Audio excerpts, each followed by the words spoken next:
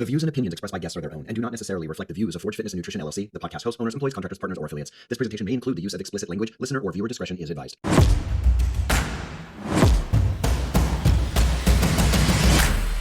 Hello and welcome to the Forge Fitness and Nutrition and Habit podcast. I'm your host, Michael S. Parker. Before we begin today's episode, I just would like to ask those of you in the audience to do something very simple yet powerful. Let's all listen with an open heart, because my guest today is Josif Todorovits.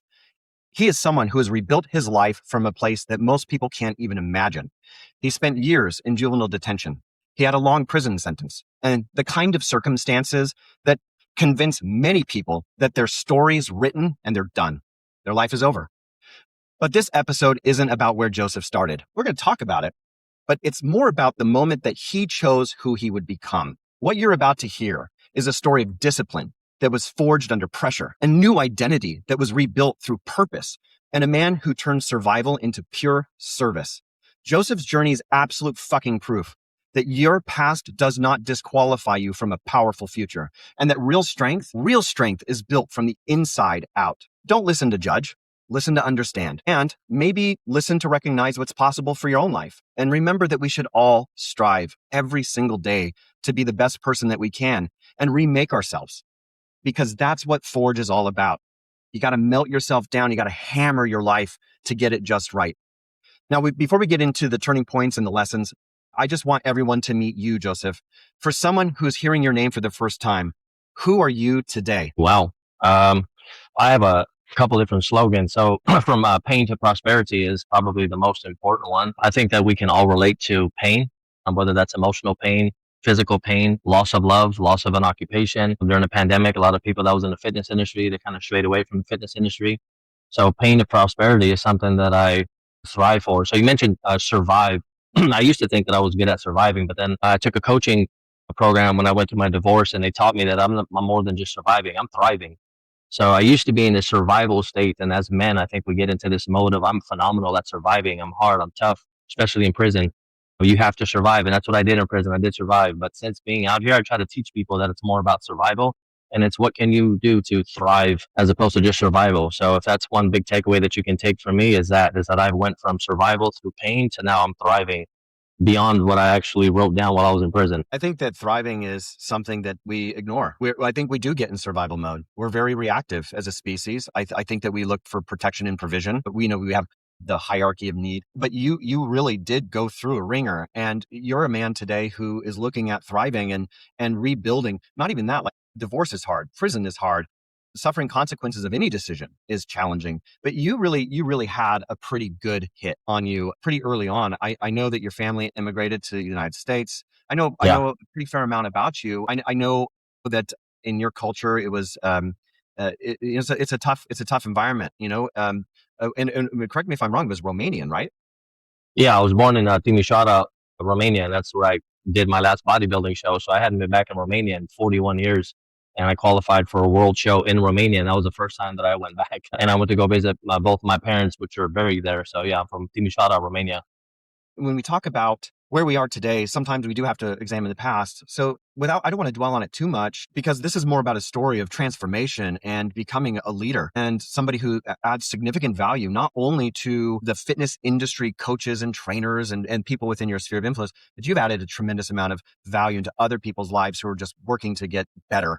And your life trajectory changed dramatically after the years that you were in and out of your juvenile detention. You had the 12-year prison sentence. Can you walk us through, let's just maybe real quickly hit on the lowest point.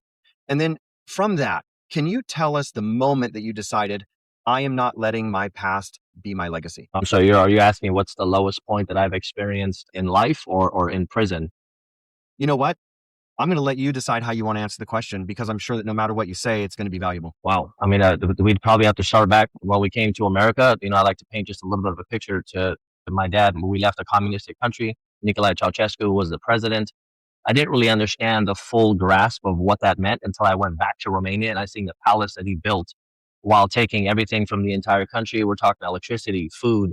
He put so much effort into building this castle as a monument to himself that his ego was so big that it's the second heaviest building in the entire world. And every year the building shrinks. It gets smaller and smaller. So they have to constantly rebuild. That was the huge ego, and my dad worked for him. So I didn't know that at the time he was building electrical pathways in a city in Romania called Arad, which my sisters told me a little bit about. So I had to put myself in his shoes. He came from a place where people probably carried a suitcase. He was in the military. He was under communistic rule. So we were well above the norm. We were not the norm if you were in the military back then. This was in the 60s, 70s. I was born in 79. So we're talking years of a certain headspace for a man, not a woman, but a man. And then we come to America and insert me. We moved to Alabama, Texas. And then in 1986, he decides to move to Oak Park, California, Sacramento. So South Sacramento at the time in the 80s and 90s was predominantly African-American and Hispanic. I didn't speak English. I didn't know how to read and write until I was 13. I taught myself.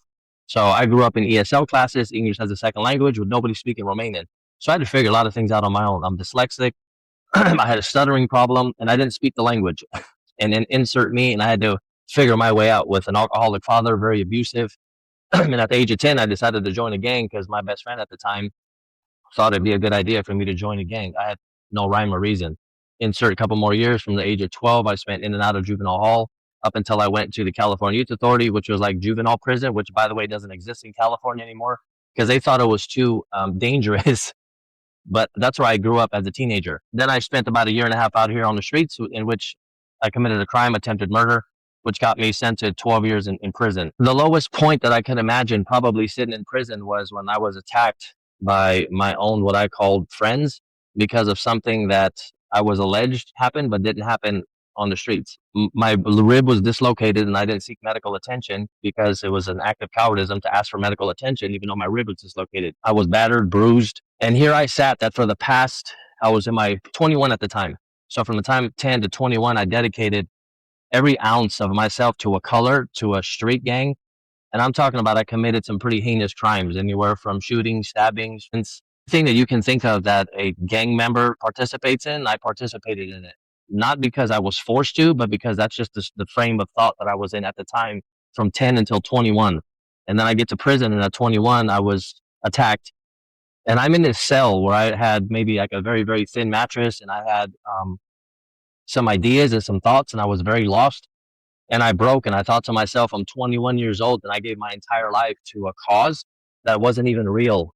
I mean, I was probably at the lowest place that I can be. The correction officers didn't really care about anything. I didn't really know if I was coming or going. What do? I got a dislocated rib. I'm in so much pain. And I had to sit in that cell, and I had to decide on what path am I going to be at in prison for the rest of my sentence. I'd say that was pretty low. Loss of identity. How about that? That we talk about loss of identity that I deal with a lot out here. You want to talk about betrayal? How about betrayal? Probably the most betrayed I felt in my entire life, because I'm spending 12 years in prison for a cause that now attacked me because of something that I didn't even do, but I didn't understand the politics of prison at the time. I had no idea. I was ignorant. I was young. I was angry, and everybody put me in there but me. No accountability, wasn't responsible, and all I wanted to do was be violent. And I was in an opportune position to be violent. And guess what I did? I took full advantage of it, and I was very violent for a number of years. You want to take from me and you want to assault me, I'm going to do the same to you.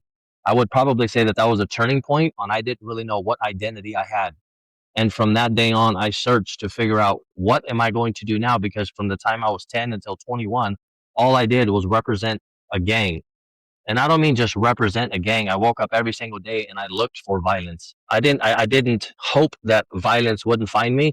I intentionally woke up every day and looked for some type of violence. I mean, to the point where recently I am a really, really good friend with a sheriff, and we met under circumstances because I do competitive bodybuilding and I trained his girlfriend. His sergeant at the time seen a picture of me and him on social media, calls him into the office and asks who I was. And he says, well, he's just a friend. This is before he knew my background. He works in South Sacramento, an area that I did a lot of crime in.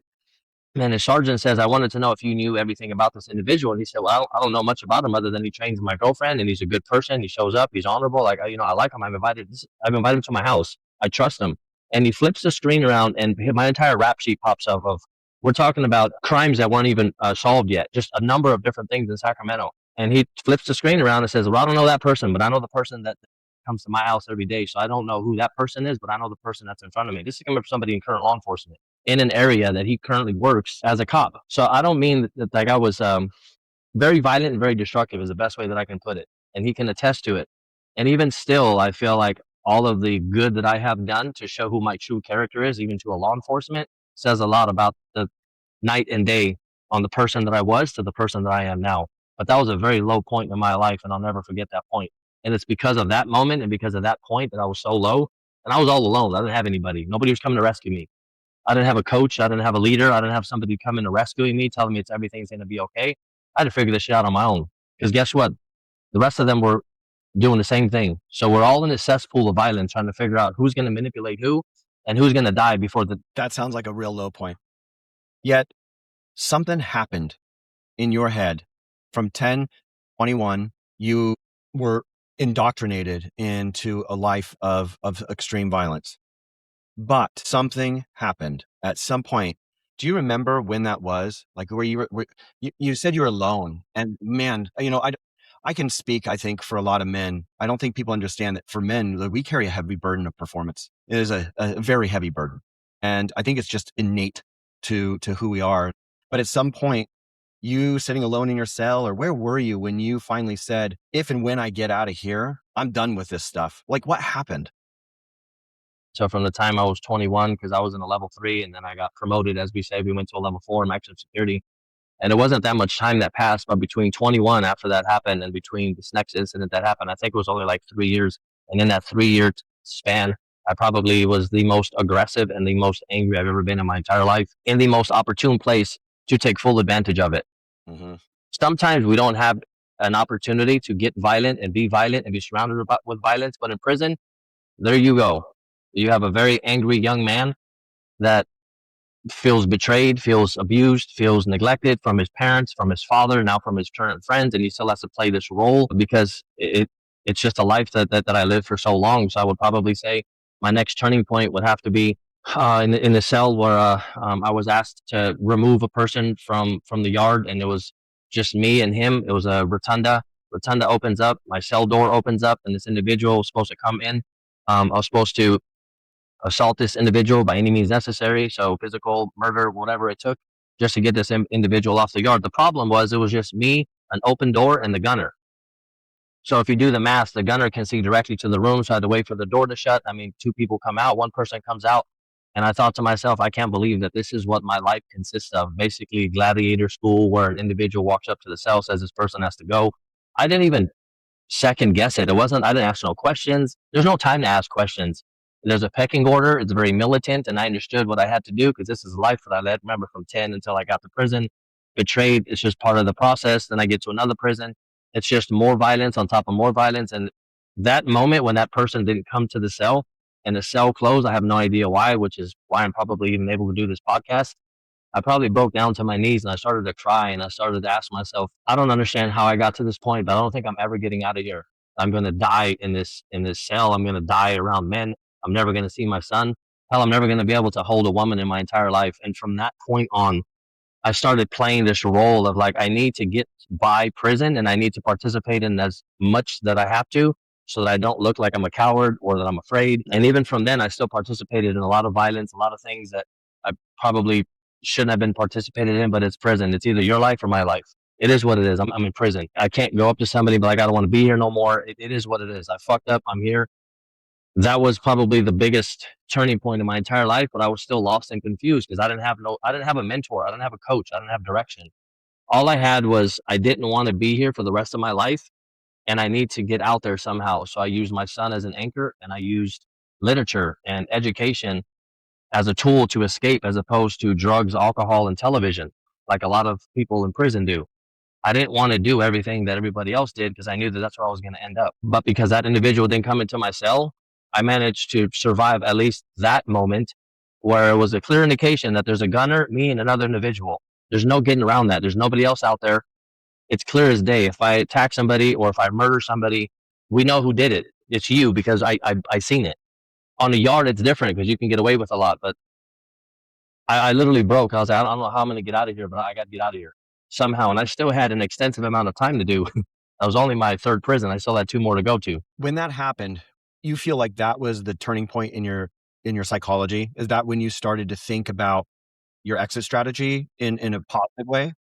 that's when I started to think about how can I do things that I'm going to do when I get out that's going to have me be productive to some extent. Because prior to that, I didn't know what being productive was. I loved firearms. I loved walking around with weapons. I liked shooting. The first person that I wanted to shoot at 12 was my father. I mean, so I wasn't oblivious to shooting. I wasn't oblivious to shooting at people. I wasn't oblivious to shooting people. I went to prison for attempted murder. Violence wasn't something that I was foreign to. And now you put me in an environment where that's all we do is breed violence.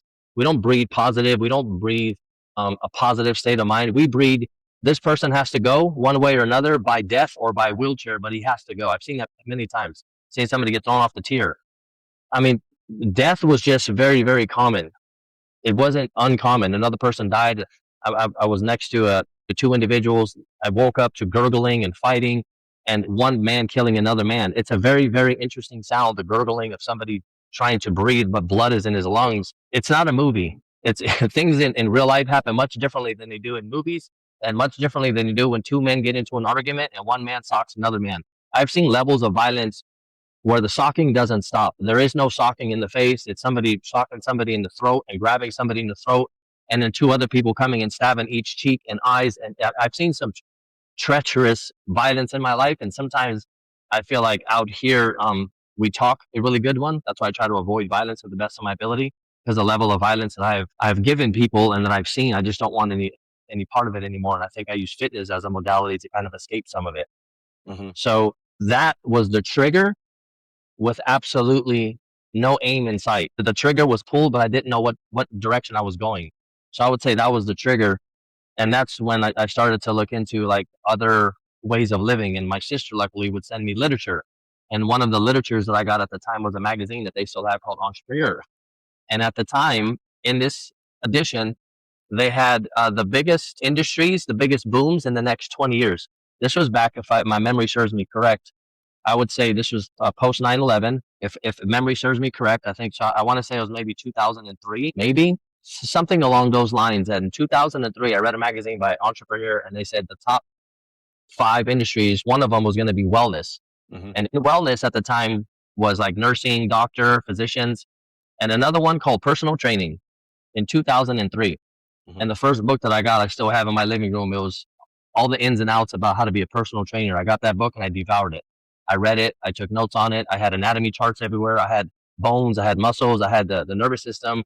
I was reading as if I was already in college. And sometimes the correction officers would come in, take all my stuff down. I had to get it all over and I put it all back up. I was a student of life, and that was just one book because I was too far off. But that was my journey.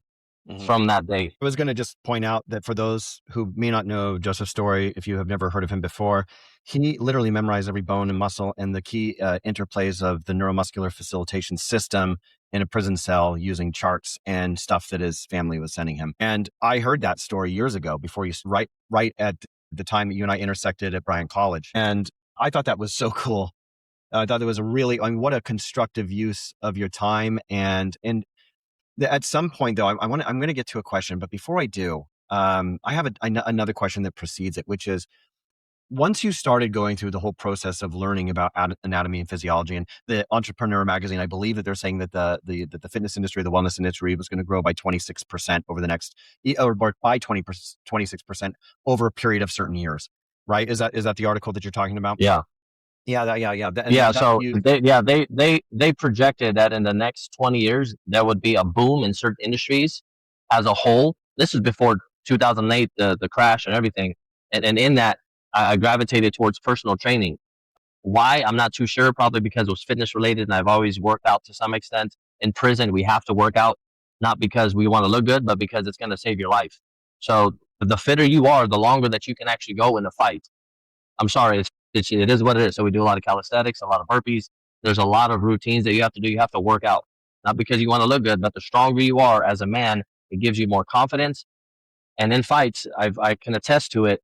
I can outlast somebody in a fight where there's nobody looking.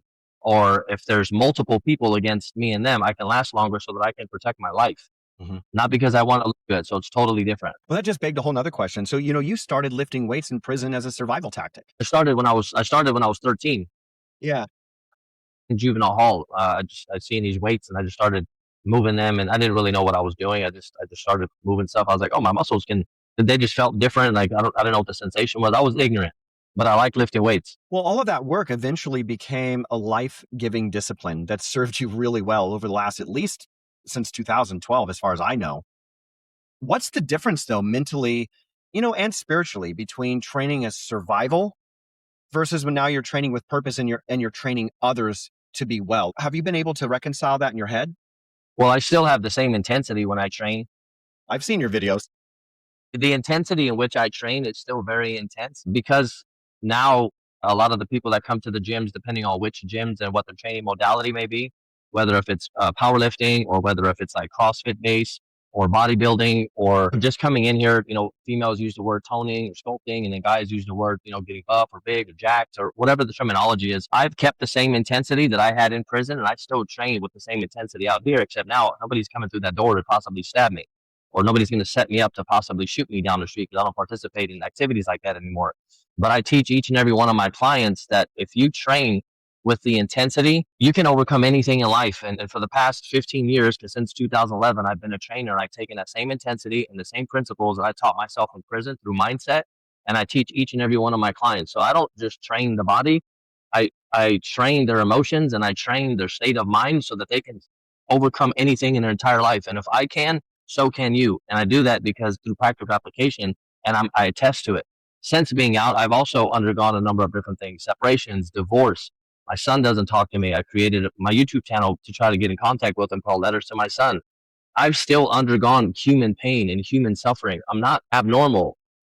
I just don't believe that anything in life should derail you. I don't believe it. I don't believe that death should derail you. When my mom died on the phone with me while I was in prison, I don't believe that we should waste our time when there's people in prison that I left that will never see. They can't open that door. I have the opportunity to open the door, so I have the opportunity to change any thought in my mind if I choose so. I'm not a victim. I'm victorious.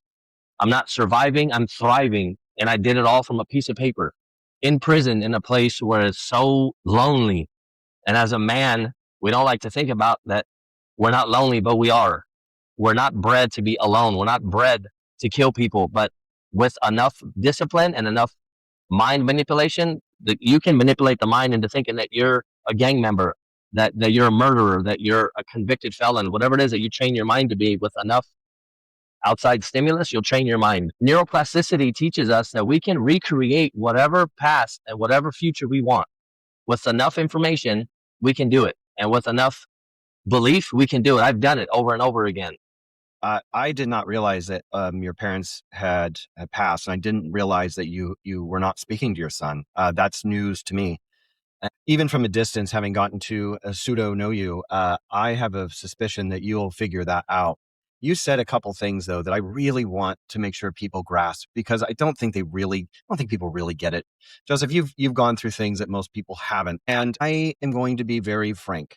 I cannot stand how incredibly weak, I'll say, Americans or Western people are. They allow their emotions, what they're feeling at the moment, to dictate their behaviors. They blame. There's always an excuse. 7 out of 10 Americans are obese. The average weight of a woman in the United States is, I think, 170 pounds, and I'm rounding down between white and black. So, we're talking about very, very, very big people, right, that are unhealthy. Yeah. Everybody's got fucking problems, and it's never their fault. And I have not heard you talking so much about how it's everyone else's fault. I'm starting to hear a theme, and I know how this is going to go. And so I want to lead this, but I want to make sure that everybody hears something that's really important, because you're being so authentic and you're sharing some stuff that's fucking personal. And I don't want to discount that. You said something earlier that people who have never been through prison, have not experienced what you've experienced, don't really understand. I'm paraphrasing from a few minutes ago. I think that you are absolutely right. My wife and I went to Brazil to visit family. It's extended family by blood, but to me, it's the same. When I was 14 years old, we hosted a foreign exchange student from Rio de Janeiro, Brazil. He's literally my brother. There's no difference to me. And that was what would have been 1994. Yeah. He is literally brother. His wife, they were boyfriend and girlfriend when he came and visited, and he stayed with us for a year as an exchange student, and they're married to this day. I just had the pleasure of going to Rio this last September to visit them, and to see the whole family has grown, and it's just fantastic. And Rio de Janeiro is not America. It is not at all the same. It is extremely violent comparatively. And Yeah. like even my families tell me, do not take your phone out, no purses, don't show your wallet. There's so many rules about how to stay safe that we don't think about as Americans. And I was joking around with Heather, my wife. I was saying, I think every American in their junior or senior year of high school should go to a second or third world country in a protected way, but like also so they're exposed to it. So they can see that when they're doing their bullshit protests or whatever it is, I don't care what, it's not about politics. I don't care about what side you're on. It's all nonsense anyway. But when they're getting on their TikToks and their Instagrams and they're so passionate about the shit that they don't fucking understand. And they're so good at sounding so stupid. And I can't get my head wrapped around Americans. I really can't. It really drives me nuts how ignorant they really are. Go to Brazil for 3 weeks and realize that you can't take your fucking TikTok selfie because someone will stab you and take your fucking phone. No Americans think about this. They don't even know, Joseph, they don't even know that this is a thing because they're so privileged and sheltered. They have no clue. And then here you are talking about something that is orders of magnitude worse than just going on vacation to Rio de Janeiro. You're talking about day and night propensity and the risk of violence at all times. High alert, cortisol levels at maximum, stress levels that nobody else could hear, even comprehend. And there's a whole system that is allowing this to continue to be a problem. And that's not what we're going to talk about here today. But I just want to mention that for those of you who think that you know what it's really like, you really don't. You really don't. And you are exposing that. And I think that's really important. And you said that people don't really understand how hard it is. And you had to literally rebuild from zero, absolutely zero. And you had to go through internal battles. And those internal battles were about, can I survive if I don't play the game? How do I get out of this? Your life was at risk if you didn't play along. I'm so grateful that you did not have to endure the tragedy of having that other guy come into that cell and you having to do what you were expected to do. That is a blessing. And I think that you using that as a pivot point is great. And I just want to move it along here because I want to ask you about something. Yeah. You basically had to not only battle all your internal demons by yourself, which is absolutely commendable. Joseph, no one will ever be able to take that away from you. My man, I'm telling you right now that is one of the highest levels of respect that you can get from other men listening to this would be like, dude, this guy's a champion. Because even though you made mistakes, even though you involved yourself in violence, you still figured this out. And that's the whole point of where I wanted to get. Yeah. You use the word identity, self-worth, and I'm going to imply self-worth and trust. You had to learn to retrust yourself with your history. Tell me a little bit about that. What was your biggest internal battle that you, like the dragon in Josif, that you just had to fucking slay? I think the biggest one, if I can be honest, sometimes it comes up is I understood that I enjoyed some of these things that I was participating in. Like, I know this sounds very wrong and callous, but there was an enjoyment that I also received from violence from a very, very early age. My dad was very, very abusive. In gangs, I had to get initiated, more violence. Throughout my teenagers, like I got into so many fights, I lost count. Guess what? More violence. So as a kid, without being taught proper parenting and proper sibling love, there's no compassion. I associated violence, like physical violence or murder or seeing murder or stabbings or shootings, because where I grew up, I associated that as like normal. And it's how we express love. My dad beats me. My fellow gang members beat me. In prison, we conduct violence. So in a way, I was like, that's love. That was my love language for years. So you mean to tell me I have to do away with that? So then, well, what's love? So then I have a disassociation between violence and love, but I still love violence. You can't say that I committed all of those crimes and not love it. Voluntary. Nobody put a gun to my head. My friends didn't force me to do things in prison. It was still voluntary. I wasn't afraid to do these things. I wanted to do these things because I also wanted to move up, but I had to figure out a way how to still get out. So it was very, very confusing to me because I knew I didn't want to be in prison.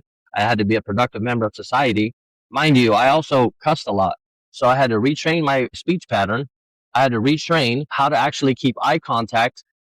And I had to retrain that I shouldn't use manipulation tactics all the time to have a conversation with somebody to lure them into an answer. There's a lot of things that prison taught me. In prison, I used zoology to experiment with humans. I mean, I interviewed countless people before I paroled so that I could figure out what they were doing on the street so I don't do those things. And I learned that from Think and Grow Rich by Napoleon Hill, because he interviewed countless people how to be successful. Guess what? I did the same thing, same tactic, except with a bunch of criminals that kept going in and out of prison. I picked up patterns that all of them were doing, and I said, you know what? I'm not doing any of those things. But guess what? All of those things were things that I would go back to doing. So I had to recreate an entire human being from a cell surrounded by other human beings that conducted business like that. I had no mentor. I had no leader. I had no role model. My role models became books and audios through Success Magazine, and I would write. I love to write. I'm dyslexic, and I didn't speak very well. I was ignorant. I was very, very slang and ghetto, and I spoke a different way. Um, I had a different mannerism about myself. I did not care about helping people. So what did I have to fight? What didn't I have to fight is a better question, not what I had to fight, what demons. Any demon that you can think of. It's almost like plucking somebody from another country that didn't speak the language, doesn't have the mannerisms, and plucking him into another place. Okay, recreate that from this place. That's what I did. That's what a lot of people miss, is that I recreated the person that I helped to create from a place where I had no chance. You talk about a rose growing from concrete. I didn't even have a rose. I didn't have a seed. I just created something like a miracle. I had to fight with everything because my own cellmates didn't understand what I was doing, because I did things so differently. I get up in the morning, I stopped watching television. I had to fight with everything that they were pushing my way. No more drugs, no more drinking, no more television. Why do you read so much? Why do you talk so differently than us now? Because guess what? In society, we can't speak to people like this. We can't yell. We can't shout. We can't put our hands on people. We can't communicate with this. So I had to learn how to communicate with my mind and with my words and with my demeanor. You had That's a mindset. not, yeah, that's not the normal Joe. The normal Joe that I remember and that went to prison, the normal Joe had at least 2 firearms on him at all times. And if anybody ever interfered with me, you probably would end up shot somewhere. That was the original Joe that went to prison from the time he was 10. And from the time he was 12 is the first time that I had a firearm in my hand. And from 12 until I went to prison for attempted murder, I was never without a firearm, and I was never without some type of weapon. Because guess what? The other people that were also doing the same thing, they were the same way. So it was either me or them. I was about to say, man, you were able to really rearrange your mindset and create a resilience around a new identity. You did create a new identity. You reestablished your self-worth. You formulated a new trust around yourself.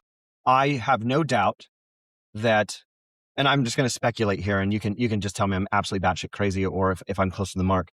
I have a suspicion that your propensity to violence is controlled through a very, very strong barrier that you've erected, but in the right circumstance could easily break.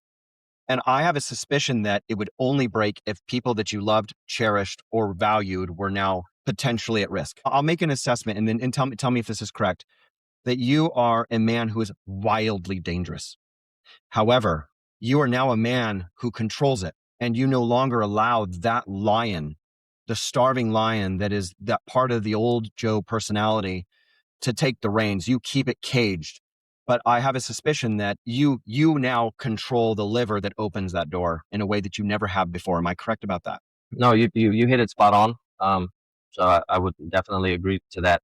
And I do everything in my power to keep that at bay. I don't think that there's anything out here that can trigger me, because that's just a sign of weakness to me. If I let an outside circumstance trigger anything that I can control, because if I can't control an outside circumstances, I can still do one thing. I can still control my reaction to it. And that's what prison taught me. You want to talk about not having control? Talk about sitting in the cell for 2.5 years like I did. For 2.5 years, that's the longest I spent in a cell without seeing the sun, without the sun touching my skin. 2.5 years. And 2.5 years taught me that door can't open, but my mind can be so free and so open that nothing that you do will ever affect from not being free. I was more free in prison sometimes than I physically see people free out here. My mind was so free more in there, and I was incarcerated. My body was. But out here, I've come across people that they're so incarcerated mentally that their bodies will never experience the type of freedom that I experienced while I was in prison. And that's sad. That is sad. I suspect that I know what you're talking about. There's the social media generation. Everything is so reactive and emotional, and they have no idea how hard it really is. But I wanted to make sure that you understood that what I was saying was a compliment, because I think that the best men are the ones that have the very high capacity for violence, and they never employ it unless it's necessary. as it relates to protecting their friends and their family. I think that that's how men are built. We are built with this innate potential. And I think that in some ways we lose the story, and then we become criminals. That does happen. Yeah. What I'm saying is that you captured the beast. You put it away. I think the first time you and I met was 2011. So I've been literally watching you, never letting that lion out again. And you mentioned something to, I was in a group, you were speaking, and I was there. I don't remember when this was, honestly. I apologize. But you had talked about Stephen Covey's The 7 Habits of Highly Successful, or no, was that what Stephen Covey's 7 Habits? Was that the one that you really liked? Stephen, Rich? yes, Stephen Covey, the 7 Habits of Highly Effective People. He also has another one that I read, The 7 Habits of Highly Effective Families, that I picked up after my divorce. But yeah, that's a phenomenal book. I think it's great. And it's funny too, because I'm not trying to compare myself by any means to Stephen Covey or his son, who wrote The Speed of Trust, which is also an excellent book. If you haven't picked it up, you should try that one out too. I wrote The 90-Day Habit Transformation. And in that, I talk about the power of conscious response. And that is about what you've done. Essentially, when you are getting instigated by something, you now have the power of a conscious response. And you're like, I'm not responding to that in a negative way, because that's not worth it. Especially when you said out here, I understand the vernacular that you're using. In prison, you had it's something I can't even imagine. I've never been, but I've heard enough stories where I can empathize, but I can't even begin to understand how hard that was. I'd like to put myself in the situation and consider it as best I can, but it's still not the same, because I don't have the risk of being shanked. Like, I don't have the same risks that you do. And that's why I think that this is such a powerful story. And that's why I really wanted people to hear it, because you reshaped so much, not just about your physique and not just about the way that you grew by learning and educating yourself. Joseph, you've changed the way that you think. And you've allowed that to change the way you act daily, where you can become a member of society that is high value. And I think that is remarkable, because, anyone can do a tough workout. Anybody can do violence, right? Here's something that you did. And from my estimation, one of the things that I find extraordinarily cool about you is that you have developed a mental discipline that is actually founded in extraordinary pain.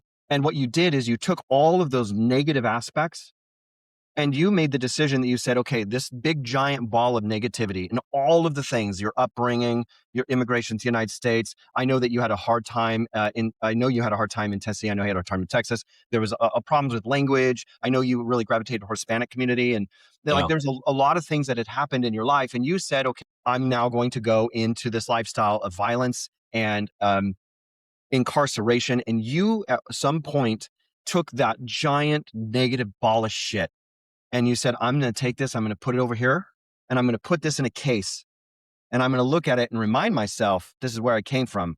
But what I'm going to do now is I'm going to mine for gold within myself. I'm going to reshape. I'm going to dig through, and I'm going to figure this out.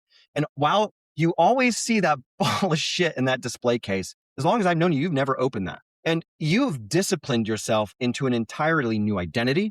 You've reformulated trust with yourself and society.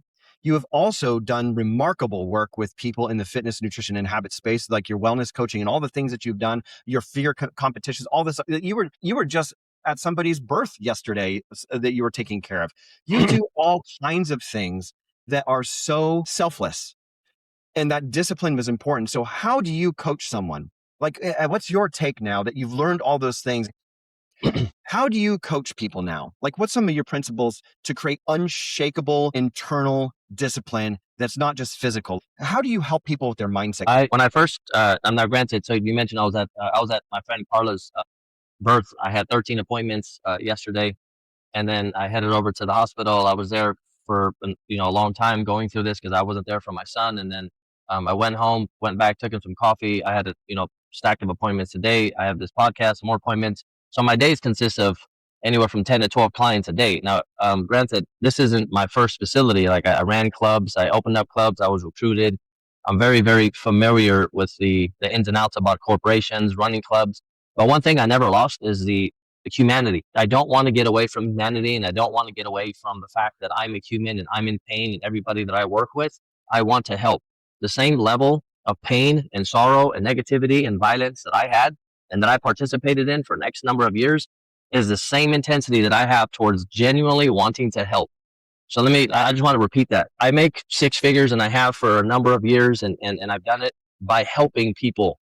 I haven't done it by being a charlatan, by taking money from online coaching and selling products and presenting a Ferrari and providing a Pinto service. I don't do that. I'm not a charlatan. I genuinely want to help.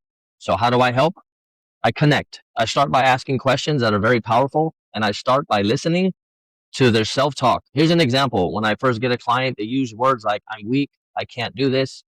They said that I shouldn't do this. And the first thing I do is I rearrange your whole entire vocabulary like I did with me. Stop saying you can't, stop saying you're weak, and stop listening to these people out there that are feeding you their self-limiting beliefs, and you're biting into it because the same thing that people told me in prison. You can't do this, you shouldn't do this, and you're never going to be successful. And I came out here and I took everything that they said I shouldn't have and some. So I try to teach them to have a positive self-talk, not positive belief about themselves. Start talking more positive about yourself. Change can't to I'm unsure how to accomplish something. How can I do it? Stop saying that you're weak because that's a state of mind, and maybe start using words like I'm just deconditioned physically. And for the love of whoever you believe in out there, stop listening to people in your life that don't even believe in themselves and aren't even anywhere remotely close to where you want to go. Because guess what? John Maxwell talks about the law of the lid. They're only going to teach you probably under what they can actually comprehend themselves. And if you're going to get led by them, there's a problem. So I first have to develop myself and my state of mind higher so that I can take each and every one of my clients past their own beliefs. That's a lot of progress that I've had to create for myself through pain. And I still listen to podcasts. I still read.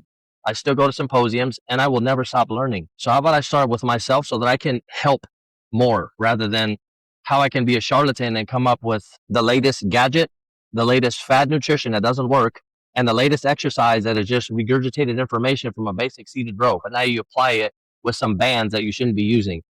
The industry that we're in has gotten so far away from what I am actually doing, which is I'm trying to change lives, not sell products and gimmicks. Yeah, you and I have always agreed on this. This is something, as you know, social media is a problem. For me, I don't like it. I struggle with it. I don't know what to post. How many more fucking bicep curl videos do we need online? I have tried to post things that are habit related, but nobody fucking cares because it requires effort. But I wanted to just transition to something here real quick out of, some of the darker stuff, which I feel like everybody's got an idea. They now understand how serious this is and how you have been able to crawl out of the darkness and you made your light. That is amazing. And you're quite successful in business. I've been very pleased to watch you grow. You have industry and business lessons that are super cool. But more specifically, I want to talk about, there's a story. It's an old story. When you walked into Bryan College, you were told that you needed certification, that maybe wasn't going to work. But you presented yourself in a very specific way and you were accepted into the university and you graduated with an associate's in advanced fitness and nutrition sciences. And did you take the ACSM or the NASM route? I don't remember. I wanted to take both of them because I studied for both of them. I've always been an overachiever. So, I've had up to 10 certifications. I can take a cert. So I wanted to take both, but they said I had to choose one. So I chose NASM. So tell us the story about when you first started in your professional career. Let's actually start at the Bryan College because, you're beloved by the faculty there. You and I, that's how you and I met, was through that network. Let's talk a little bit about how you got started in the industry after prison. Well, I paroled to where my son was at, and they had a bar, and I knew that working in a bar wasn't appropriate because of all the countless of people that I interviewed. They went back to their old way, drinking, being on alcohol. So I was on parole. So I knew that wasn't a direction that I wanted to head in because I didn't spend all that years learning about anatomy, physiology, and biomechanics. My close family members told me not to pursue that because it's not going anywhere. But I needed money right away, so I created another business called Bad Boy Cleaning, which was adult entertainment. I went into people's houses and I cleaned their houses, which, by the way, I told my parole agent at the time, and he thought it was absurd. He had to call in a supervisor, and the supervisor said, well, he's not doing anything illegal, so basically he's creating what exactly? You're going to walk into people's homes and clean your house? Absolutely. Well, that's legal, so I got a special business license, and I got that idea from cleaning myself, and I was like, I could probably do this for a living, which I did. So I did it for a short period. There's another business that I created. And then I decided to go to Bryan College. While I was in Bryan College, it was hard because I'm still on parole. I had an ankle monitor. I went to prison for attempted murder. I was very transparent about who I was. And I remember Dr. B walking in and he was like, I don't really know about this. And I remember handing him a piece of paper. And that piece of paper was all of my steps that I had to accomplish so that I can stay out. And he was just messed because I've never had anybody come in here with a piece of paper with all of their steps that they have to do with check marks. I got to get my license. And I said, look, if you let me come into this program, I not only promise that I'm gonna do what I'm gonna do, but I'm probably going to excel and be your most, I didn't say prize, I can't remember the terminology, but I told him that I was gonna make him proud. And then I went through the classes, and then I didn't want to wait. And then I got a job at 24 Hour Fitness. So I was going to school. I was doing bad boy cleaning a little bit, and I still had a job at 24. I got a free certification called Action at the time, which wasn't certified. It is now. And I got a job. I went in there, and 1 year I got promoted to assistant fitness manager. Then I got promoted to fitness manager. Then I got promoted to another fitness manager. And then I left, and I got recruited to Lifetime. And then, my every single year I've been promoted, because every single place I've been to, I've excelled at everybody in the building, and I've done things unlike other people in the building because nobody there could teach me anything, because the materials and literature that I read, a lot of people just don't read because they're too busy focusing about what their brother's doing, their sister's doing, everybody else is doing. I was focused on what I needed to do for myself so that I can impact lives. So it started at Bryan College. I don't want to use the word begging, but I definitely had to plead my case on why they should take me. And my fitness journey started there, but it didn't end there because it's still going. Always think that's an interesting story because I was there at the time. And while you never were in any of my classes, I knew who you were. And that's obviously where we had crossed paths a couple of times over the years. And then we became friends on social media, because that's what social media, in my opinion, should be for. And it's been lovely to watch your career growth and to see you become the man that you have literally chiseled out of stone. Like, you did it yourself. Like you said, you had no mentors. There was no leaders and nothing. You did it. And I just really wish that young men would listen to this and think, my hope would be that one of the most beautiful things about being a man with a mission that is maybe necessarily wrought through hardship, doesn't have to be, but sometimes it is. But when you serve others, the service of others is probably one of the greatest joys that I've experienced. That's why I do what I do. And I think that you and I resonate in a lot of ways about that, because your story isn't just about personal change. It's not just about you working through diversion and having to face some systemic obstacles. That's not even really all it is. That's just the beginning, dude. Like, that's book one. It's not even a trilogy. It could be a whole series. And so now you've come a long way and you are on a mission. And so how do you see your role? Have you ever, well, let me rephrase that. Sorry. When you think about what you're the most passionate, is it helping people who have suffered like you have, or is it showing people who haven't how easy it really is and that they have no excuses? Like, there's got to be a way that you can play this from a business standpoint. Well, that's why I created my coaching, Ironflex Fitness Coaching, which is a registered trademark now. So I'm just waiting for my final stamp of approval, but I've registered Ironflex Fitness and Ironflex Fitness Coaching as a registered trademark and my logo. And I created this because one of my clients said, I do mentorship meetings, and she's like, I listen to a lot of your stuff and it's like really good. Have you ever thought about actually creating like a course? And I was like, I'm not too technologically savvy. That's another thing I had to learn when I got out of prison. I didn't know anything about like typewriter. I still suck at like some of the technology stuff. I'm much better now, but I have learned that I don't need to know everything. I just need to know where to go for the information so that people can help me. I didn't become successful on my own. I became successful because of people and the connections and the community that I built. And my client actually helped me create this course through AI and through a lot of the positive technologies that we have now. But the course would not have been created had it not been for me putting out all of the information and all of my words and the years of experience that I have. It wouldn't have been created. So I created it so that I can actually impact trainers, because trainers can impact more lives than I can impact an individual life, because they may touch 15 or 25 or how many clients they have. So these simple principles that I teach in my course, if they would take that, it's a step-by-step on how to actually make six figures as a trainer. But it's not just as a trainer, it's the principles that I talk about that I learned. And you can apply that towards anything. You want to be a good man, apply these principles. You want to be a good human, apply these principles. You want to be a good husband, a good father, apply these principles. I just decided to apply it towards fitness because I'm passionate about fitness. I'm passionate about what it's done for me. You can apply it towards anything. So it's not really one person. I don't want to, because I've been to diversion programs. I speak at Juvenile Hall. I speak at the university here. I speak at Sierra College. I've spoken at Juvenile Hall. I'm constantly trying to give back and share my pain in hopes that I give people perspective. That's all I really want to do is give you perspective, because your life is your life only, and that's your perspective, which is very narrow. I have a different perspective, and I don't try to claim that my perspective is better, but it's much different. If I can offer perspective that's going to impact your life and enrich your life, that's my biggest mission. Just to give people perspective that your life is hard, but guess what? It's not that hard. And if you want to know what hard is, let me explain it to you. And I don't use it as an excuse like you do. So I just try to give people perspective. You can either be a victim of circumstance or the victim that you decide or give life to, or you can be victorious. But the choice is yours. I just try to teach people to empower themselves. And if you can teach somebody to be empowered by themselves, man, woman, child, my teenagers that I've mentored that are now in college, the parents that I've helped, that is a very, very fulfilling feeling. And it's worth more than the amount of money that I've made, hands down. It is one of the things that I think really separates the charlatans, as you said earlier, from the actual professionals, the real caregivers of fitness, which is we don't do the tricks, the gimmicks, the fads, and the bullshit. We don't do it. We break it down very simply. I've said it a million fucking times. I could write somebody the best workout program in the world.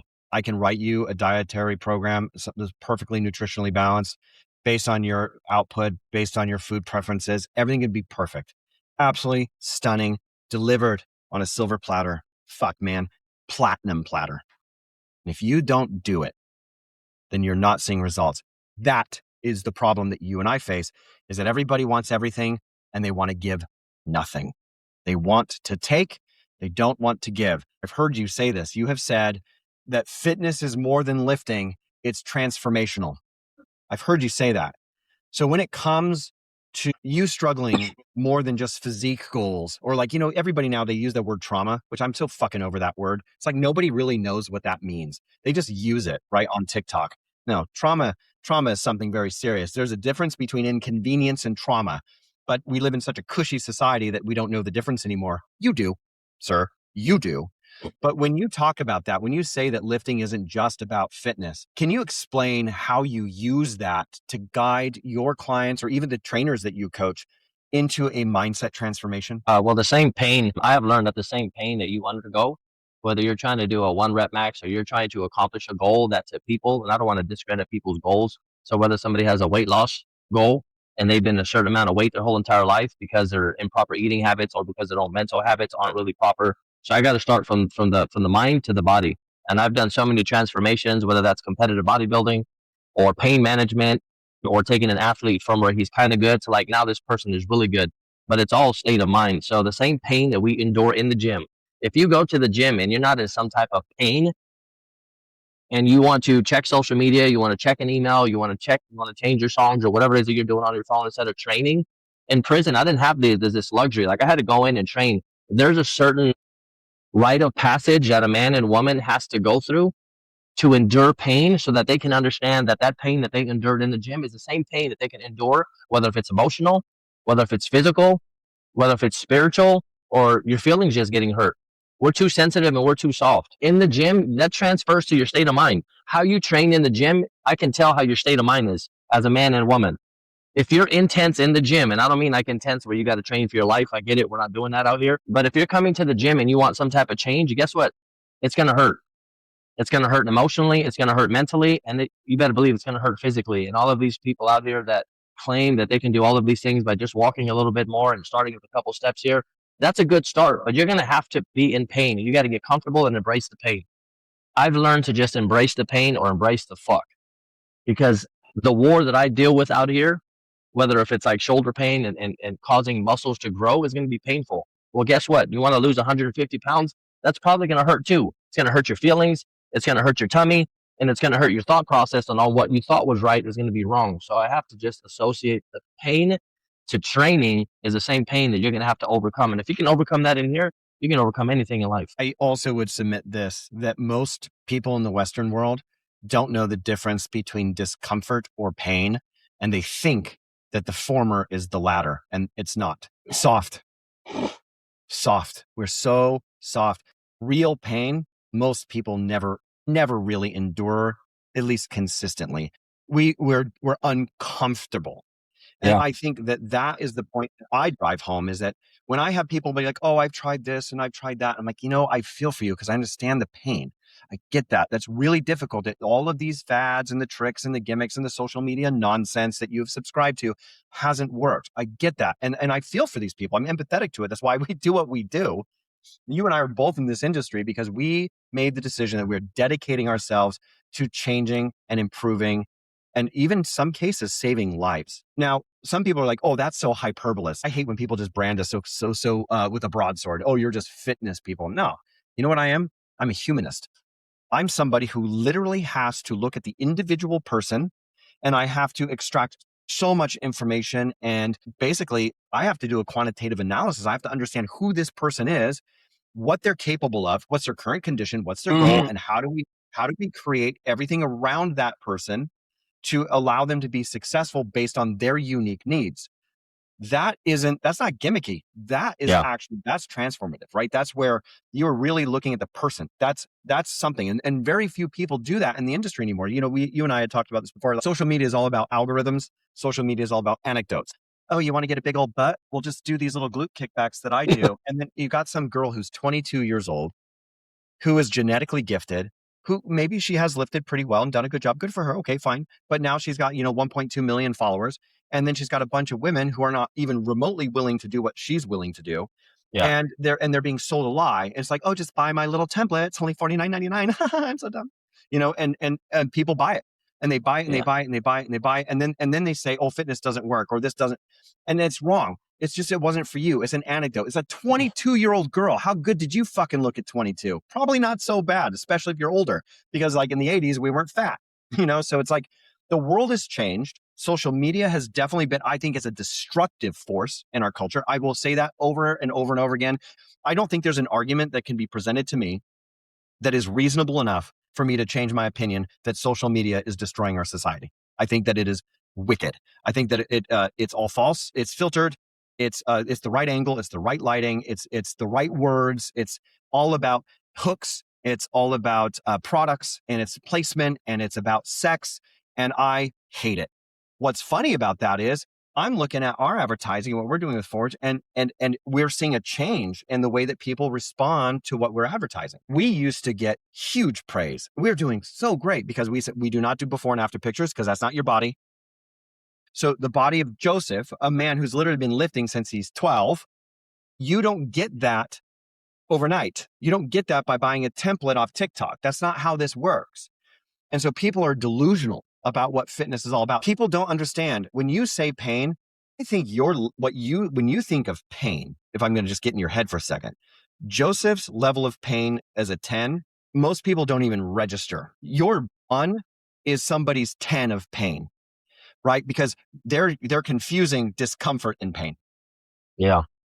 And I want to make a change in our industry where people realize that fitness isn't painful, but it sometimes hurts. Yeah, you're going to get DOMs a little bit when your algorithm changes and you're stressing your muscles and your nervous system in a different way. Yeah, you're going to get a little sore. Yeah, suck it up.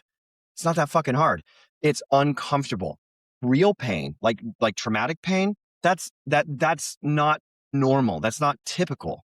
And I just want to make sure that you and I are speaking the same language to people, because I think that you use the word pain in a different way, because you've experienced absolute like top tier pain where most people have just been, their latte was made wrong. Yeah. I mean, I would definitely agree in everybody's level of pain, but there's some telltale signs if somebody's like training really, really hard. Then there's some like bullshit signs you're not training hard. It's based on how much I got to squat, how much weight.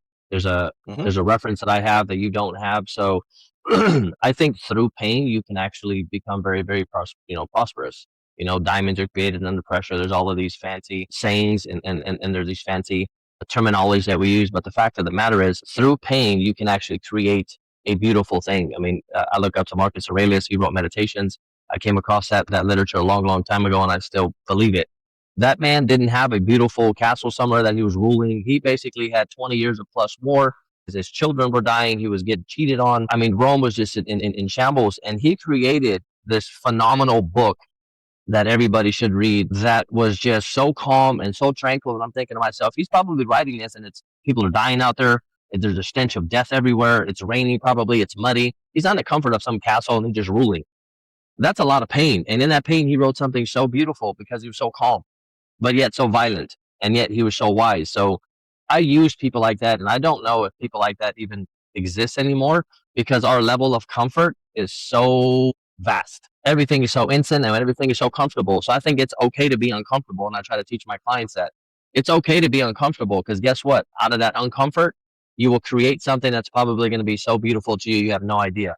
But we're too afraid to be uncomfortable. So maybe we don't use the word pain, but maybe be a little bit uncomfortable. Don't go to Starbucks all the time. Lift a little bit harder. Believe in yourself a little bit more. Maybe don't believe the things that you actually see on social media. Maybe don't pick up the phone and look at 15 filtered messages and stories from people that you really don't know. Yeah, Joseph, everything that you just said makes perfect sense to me. We do need to step away from the social media or the other influences that are out there that can sometimes be a detractor to what we're trying to accomplish, because we really should be focused on ourselves, right? How can we become the best that we can be? And then that's how you bring people with you. So I guess I have two questions for you. The second to last is, there's a theme that you have in your social media. It's in your stories. You post it quite often, and you have been for many years. I've noticed that you typically dress up as this character for Halloween. I think it's cool. You do a different kind of version all the time. And I realize that there's got to be something very deep. Can you explain what your association is to the Joker from DC Comics? Like, it's such a prevalent character that you have present in your persona all the time. And looking what you're wearing now, it's the Joker colors. I know there's got to be something interesting. Will you tell us what that's about? Well, a lot of people knew that I got married. So I was married one time, and we actually got married as the Joker and Harley Quinn. So her name is Andrea Burkhead Todorovits. We got married, and we both had a close attachment per se. So we used to call it mad love. But long before she came about, you got to think about my colorful background that I just explained to everybody. So from the time I was 10, violence, violence, violence. It's like it's a lot of violence. The the Joker is depicted as a villain. However, to me, I don't really depict him as a villain. If you look at the Joaquin Phoenix version of the Joker, they actually showed you that anybody can become the Joker, pushed to a limit, pushed to a break. I have seen people in a very, very low state that claim to be very violent, but when the shit hits the fan, they shit and piss their pants, literally, not metaphorically, because until you are presented with extreme violence, you don't know how you're going to react. I often hear about people claiming that they're going to do all of these fantastic things. And I always hear people claiming that they're going to do all of these things until the shit hits the fan, per se. When the shit hits the fan, you will know exactly who you are. My association and my closeness to the Joker is, I was asked by a very close friend, the one that just gave birth. Sometimes we sit in a little circle and we ask powerful questions. And Carla asked me, Joe, when was the last time that you actually felt disingenuine on social media? And I got extremely vulnerable. And I said, I feel like I am not my real self every single time I post the things that I post, because for many, many years, I was a villain. That's the best way that I can describe it. But even in my villainistic stage, I didn't feel like I was a villain. And then when I got out, I felt like I was this person that everybody just look up to. My clients, my close friends, I always do what I say that I'm going to do. I'm very positive. I'm very upbeat. The association that I have to the Joker is sometimes I don't know who I really am. To be quite honest with you, I sometimes feel like I'm a villain trapped in a body that is just trying to portray something of himself that's better for the world. I'm it's very complicated and very dark, but if you stop and think about how insane the Joker is, at one time that was me. But then there's moments that he has in this love with Harley Quinn that's very soft and caring and very passionate and is very normal. But yet he goes off with his villains and he blows up buildings. He's very insane. So he's not very stable. In the same regard, my association to the Joker is sometimes, to be quite honest, I don't know how to play these roles, because although I know that that isn't me anymore, that's still very much in me. But yet I don't want to let that person out, as we've talked about. Extreme violence is something that at one time I enjoyed. I no longer enjoy it. So I have this duality of who I really am. And the Joker is a perfect character of who I am. Sometimes I'll paint half my face to kind of show that although you can be bad, there's still a lot of good in people. And although people are good or claim to be good, there's a lot of bad in those people too. I don't think we're just very one-sided. I think that person is still in me. I just keep it very tame.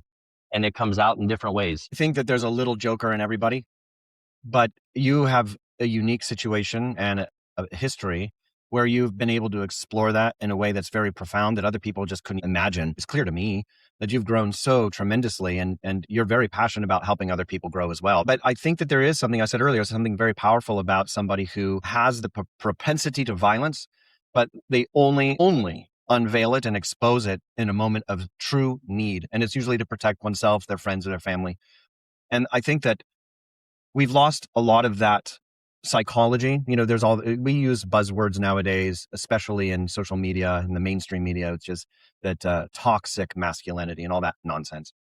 And really, I think that people are toxic in general. You said it yourself, and I agree with you. I think that we all have a little bit of that inside of us. It is the ability to not leverage that in unnecessary means that makes somebody valuable, that makes somebody good or bad. Yeah. And you chose, right? Because that's the thing too, is that, you've been able to make a decision and you have a comparative base where you can say, I don't want this anymore in my life. And you've taken all of that. It's a little elementary, but I'll do my best on this. You have taken all that energy that you normally would put into violence. Yeah. And you've now put it into saving people's lives. That's a huge paradigm shift. And I've heard you use the word paradigm shift before. Do you think that that's true? Is that kind of a motivator for you in your career? Absolutely. Yeah. And I try to do that with a lot of my clients. So I had this conversation today with a client because I told people that I was going to start a group chat with people that want to compete this year. So she came in today and I brought her up to her and she goes, I knew you were going to do it because that's just what you do. I said, in January. And I said, are you ready? And she goes, no. And I said, well, why not? She goes, well, she didn't really have a clear answer other than here. I said, the reason that you're not ready is because you keep telling yourself you're not ready. When you want to do something, you're going to be solutions based. When you don't want to do something, you're going to be excuse based. So which one is it? Do you want to do it or don't you want to do it? I can probably get you to look the best that you've ever looked in your entire life after having 3 kids for the summer. Now, granted, this isn't going to be easy. This isn't for everybody. There's going to be a lot of things that are going to come up, or I like to say, when you decide to compete for a bodybuilding show, the red carpet doesn't get rolled out. Nobody cares how tired you are. Nobody cares how hungry you are. Nobody cares how emotional you are. It's nobody's concern. And don't be selfish. Just because you want to look good doesn't mean that everybody else has to suffer. Your kids, your husband. Have enough emotional intelligence that this is going to hurt. This is going to be a little bit of a discomfort, but your life isn't going to end. The world is going to keep whirling. So you just have to decide whether or not you want to do it. Because I'm here to support you. Your husband is. And I started a group chat, little community, and we're all here to support you. So the only thing that I ask is that you step out of your way. And that's why I presented it. Big smile on her face. She goes, you're absolutely right. This year in October, I'll have been a fitness professional for 25 years. That's a quarter of a century. That's a long time. And it's pretty much mostly all I've ever done my whole life, being 46. And I've seen some really interesting trends in the way that people think about well-being.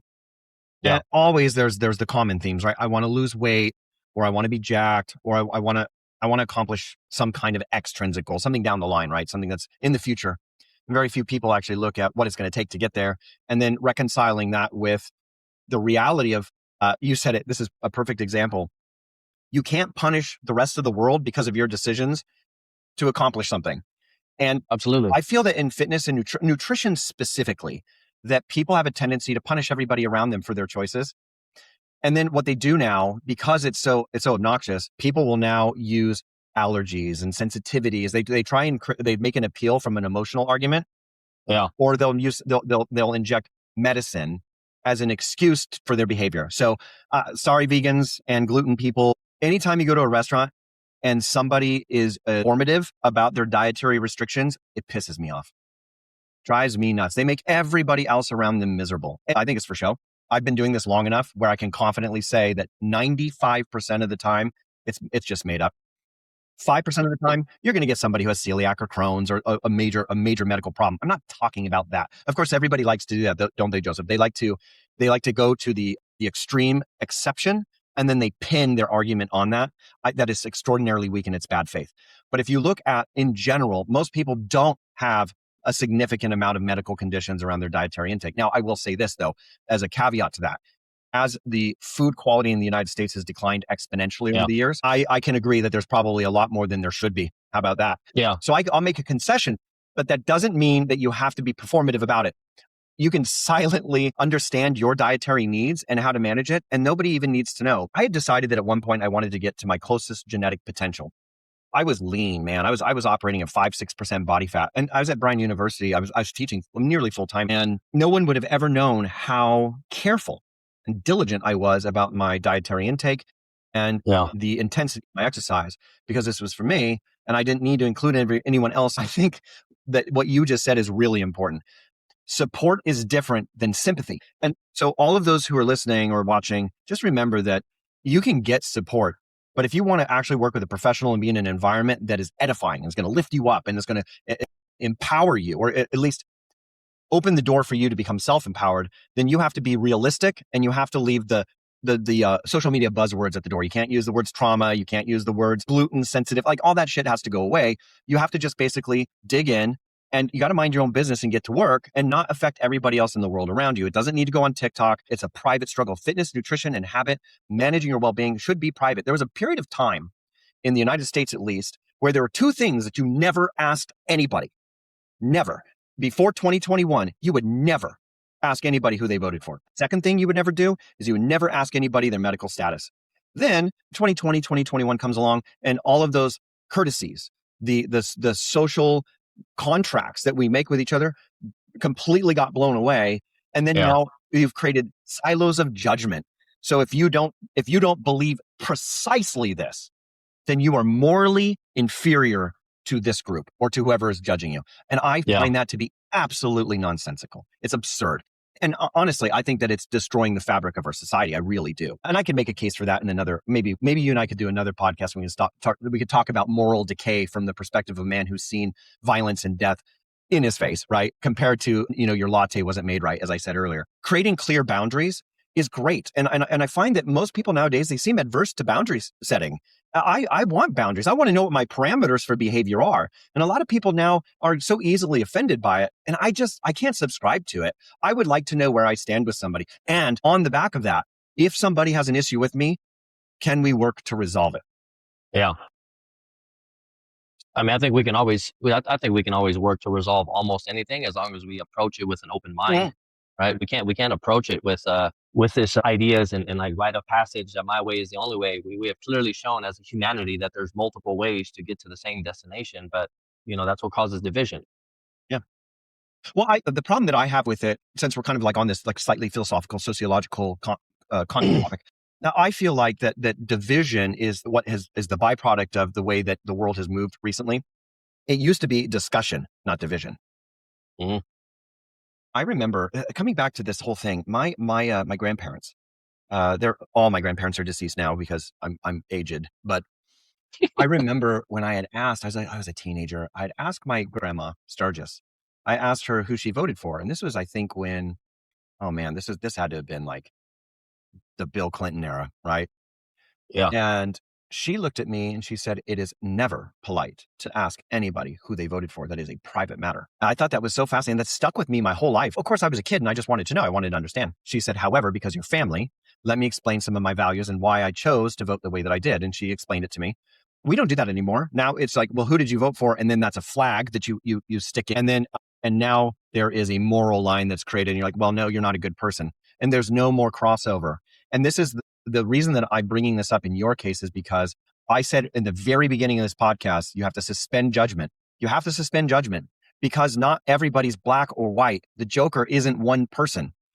Josif is not one person. Michael's not one person. We're multifaceted. We're extraordinarily complex beings. And I don't like when we distill people down to the sum of what we dislike, and then we cut and paste that to their entire existence. I think it's wrong. Yeah.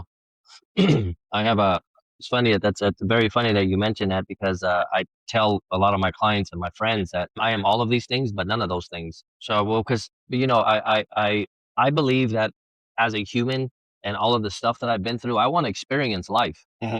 That may be different for you. It's definitely different for me. So I always tell my clients, because sometimes there's some law enforcement, first responders, and then they have this attachment, this association. So that's all they are.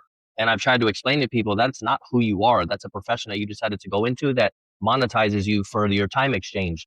That's not who you are. Like, who are you? So I try to ask powerful questions, even to my friends, because they often, when they introduce themselves, like, I'm such and such, I do this. And I always say, why do you always find the need to introduce yourself as to this profession? If you're a doctor, my name is such and such, I'm a doctor, or I'm a trainer. And when I introduce myself, I never introduce myself as Joe the bodybuilder. I'm not a bodybuilder.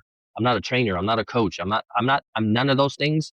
But yet I'm also all of those things in part in different areas of my life, but I don't want to attach myself to one thing anymore. For many years, I attached myself to being a gang member. Look where it got me. And that's all I did. That's all I associated myself. I don't think it's appropriate to actually use what you said. So I'm none of those things, but yet I'm also all of those things. I agree, man. It's so funny you mentioned that because I'd never really thought of it that way before. And hearing your perspective is fascinating. I have a tendency not to tell anybody what I do for a living. When I meet somebody new, my profession is something that they have to drag out of me. And I'm telling you why. I have a handful of reasons, but I'll tell you the top few. One is that when people realize what I do, conversations almost inevitably become coaching sessions. They want to know, am I eating the right thing? And it changes their behavior around me. Like they order things they normally wouldn't. For example, they'll order salad when they would have normally ordered fried chicken, right? And I don't want that. I want people to be themselves around me. Yeah. They start asking me a lot of fitness questions, and the topics end up becoming, I feel like I'm back at work and I'm not in a social situation. And I understand why this happens. And I'm totally okay with it over time. And the reason it happens is because people are desperate for information, for knowledge. They want to know a path and they want to know a shortcut, of course. That's of course what they fucking want. But it's fascinating to people. People care about fitness and nutrition. They care about their behaviors for the most part. Most people do. And the moment they find out, I can't have any other conversation for a period of time until I get that out of the way. And I've just found that a little air of mystery in the beginning is a lot more fun, at least for me, you know? Yeah. But have you found yourself in that situation too, where you're almost like, can we just get to know each other a little bit more before we have to like dive into what we do for a living, what our degrees are? Like, it feels artificial almost, right? Or is it artificial, or is it that people are just trying to find common ground and they don't know how to? We have no social skills anymore. Yeah, well, I mean, that's a whole nother topic with the social skills. A lot of younger people, even adults, their social skills are null and void to the point where there's no more eye contact. You shake somebody's hand, there's like no hard handshake. So we're definitely moving away from social norms because of the phone. Like everywhere I look, like everybody walks down the street with the phone in their face. Like the phones are an addiction. We think drugs and alcohol and nicotine is bad. I think the phones are moving on that platform where we need to talk more about phone addiction, how it's taken away from relationships, how it's taken away from social cues, how it's taken away from one-on-one training. I mean, a lot of times I see trainers on their phone more than they're actually with their clients. It's disrespectful and offensive. I don't understand it. You want to talk about some uncomfortable social norms that I see from trainers? Let's start with that. There's a time and a place for it. And on the floor isn't one of them. Using your clients for marketing before you work with them for an X period of time, that's not appropriate either. Showing up late, I can go on and on a list of things that's not appropriate, but then I look at the same people that do that and I look at their business, and where their business is at isn't where mine is at. So why would I mimic those behaviors when you're nowhere even in the same realm? I have one question for you, because we've talked a lot about overcoming hardship. We've talked a lot about mistakes that were made and retribution, recovery, redemption. Like all of these things are really important because it's part of the human experience. But most people struggle. And you come from a position of authority because you've done all the bad shit. You've already been beat down. And when you were in the mud, I don't know if you've ever seen the movie The Last Samurai. But yeah, I love that movie. Man, it's one of my favorite movies. It's such an underrated movie. People, like back in the day, people were always like, oh, I don't want to go watch a Tom Cruise movie where he's a ninja. I'm like, okay, first of all, he's not a ninja. He's not the last samurai. He's an American soldier who goes to help the Japanese Empire quell the rebellion of the samurai. But if you have not seen The Last Samurai with Tom Cruise, it's a phenomenal, underrated movie. But the thing about him was his resilience. He did some terrible things, man. And he went to Japan, got his ass handed to him. He got his ass beat. But man, think about that scene in the rain where he was helping the little kid learn, he was doing the boken work. And then the main samurai came out, or the second main samurai came out and kicked his ass in front of everybody. And he just kept reaching for the stick in the rain. And he would not get down. He'd get beaten down again. He kept getting up, got beaten down, kept getting up. You've kind of gone through that. That's how I kind of envision how you've gone through things. You did some bad things. You repented and you worked really, really hard. And then you became basically somebody of extraordinary motivation. You have fundamentally changed who you are while still remembering who you were. And you're constantly managing the barrier that could break between those two people. And that is an endless battle. You will never be done, Joseph. That will forever, for the rest of your life. You're going to constantly be having to fight backwards. You're going to have to fight your old self every single time. It's never going to go away, buddy. That's just the way that human beings work. But here's the thing. Most people don't have that level of pain and suffering. Most people don't have to come back from that. So from your perspective of a man who's done nearly the impossible, and just for the general, like the mom and pa, like the average person who's out there is just struggling. People are just, man, they're unhappy. People are trying to lose body fat. It's hard out there, like trying to figure out how do they navigate this food crap, like between the federal government giving us poisonous food and the manufacturers, the crony capitalists that are in bed with the government to continue to do that, and the fads and the tricks and the social media nonsense and all of the crap that people have to deal with. What would you leave people with as a note of encouragement for everybody who's struggling, suffering, trying to figure it out? knowing that you have had way worse, what would you tell the people who are just normal? What mindset do they need to have in order to see success and have longevity? I think one big one that I would want most of the people out there to have is I think we need to be better advocates for ourselves. So what I mean by that is even with these trainers that we talk about that aren't providing a good service, that's all it is. They're just not providing a good service. It's also the responsibility of the consumer to be a better advocate for themselves, to say that this quality that I'm receiving is shit. So I think that if we advocate for ourselves better, we stop making excuses. We stop living in this delusional land that there's going to be a magical pill, although marketing will have us believe that this is all working. So when we advocate for ourselves, what does that mean? I advocated for myself in prison. I advocated for myself that I didn't know what I wanted, but I knew that I wanted better. And since we're on that topic, 17 years of my life was spent to crime. 17 years. I've only been out for 15 years. That means that I've done more bad than I've done good, if you want to look at it in that perspective. From the time I was 10, I wasn't incarcerated until about 12, but from 12 until I went to prison in another 12 straight years. So when we advocate, I didn't advocate for myself as that 10-year-old. When I was that 10-year-old boy, I didn't advocate for me. I wanted better when I was 12, when I was 13, 14, 15.